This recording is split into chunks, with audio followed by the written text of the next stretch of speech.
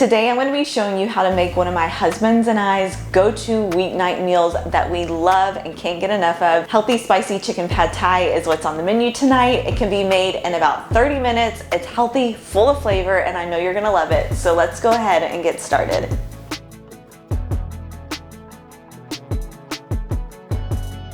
Okay, this is a really easy recipe, but there are a couple steps that we follow in order just to make it even easier to assemble all together at the end. The first step that we're gonna do is make our rice noodles according to the package directions. You can find rice noodles at your local grocery store. It's usually in the international aisle or with the Asian foods. They're very easy to find, so just go ahead and make them according to the package directions.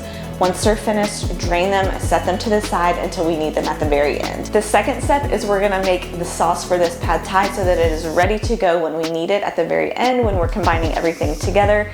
So in a bowl or a Pyrex dish, you're gonna go ahead and combine a half a cup of soy sauce, 2 tablespoons of honey, 1 tablespoon of rice wine vinegar, the juice of half of a lime, and 1/4 of a teaspoon of red pepper flakes and ginger. Go ahead and give that a good whisk, set that off to the side with the noodles, and we're moving on to step 3. The next step is we're gonna dice our boneless, skinless chicken thighs. I love to use chicken thighs in this recipe. I think it yields a little bit of a better flavor, but if you wanna use chicken breast, go ahead, you can totally do that. We're gonna want to cube these up in small bite-sized pieces. The smaller you cut the chicken, the quicker they cook, so just keep that in mind. We're gonna cube up about 2 pounds of boneless, skinless chicken thighs. Once those are finished, we're gonna add that to a Dutch oven or a large skillet on the stove that's on medium heat and that has been drizzled with a little bit of olive oil, and start cooking the chicken. We're gonna cook for about 10 to 15 minutes until the chicken is fully cooked through and the edges are starting to get brown and crispy. Once that time is up and they're fully cooked, go ahead and remove the chicken and set on a plate until later. In that same skillet, you're gonna add just a little bit more olive oil if needed, or you could also use some sesame oil for a little bit of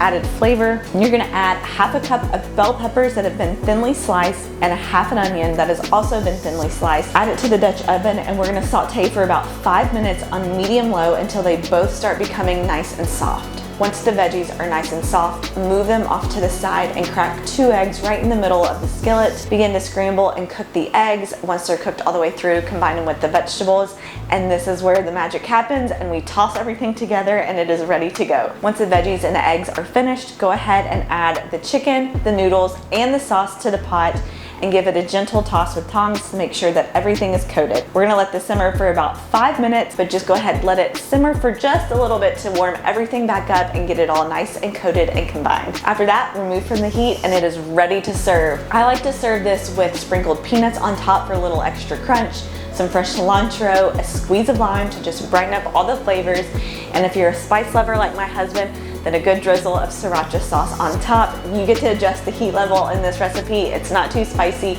but can definitely be made more spicy for those who love it. It's a healthy, quick, and easy dinner that can be made in under 30 minutes, all in one pot, and it's full of so much flavor. I know you're gonna love it. For the full recipe, head on over to KentuckyLiving.com. Everything you need to know, plus so many other recipes, can be found there.